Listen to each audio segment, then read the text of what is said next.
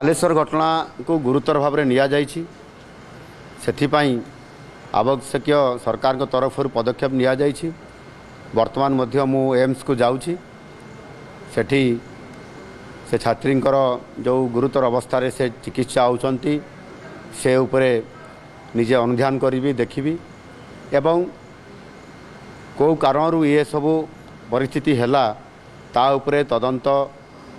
Committee आम उच्च शिक्षा विभाग तरफ कराही रिपोर्ट तुरंत आसब एवं ता उपरे निश्चित भाव में कार्यानुष्ठान नियाजिबो।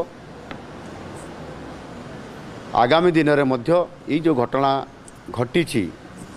ताहा उपरे सरकार तीक्ष्ण नजर रहिबो जे भविष्य में विभिन्न कॉलेज मानकरे प्रतिष्ठान मानकरे टेक्निकल कॉलेज हो किंबा जनरल कॉलेज हो जोटी तो साधारण भाव में कौटी रैगिंग हुए कौटी सेक्सुअल हारासमेंट करा जाए ये प्रकार जो घटना घटुची ताहा उपरे स्वतंत्र भाव में सरकार गुरुत्वपूर्ण या एक प्रसंग हिसाब से नहीं आगामी दिन में ये घटना केमती न घटिबो ताहा उपरे मध्य स्वतंत्र भाव में उच्च स्तरीय या उपरे तदंत करी आगुआ पदक्षेप केमती निया जाई पारिबो सेथि पाई सबु कॉलेज उपरे फोकस करा जाई पारिबो। Thank you.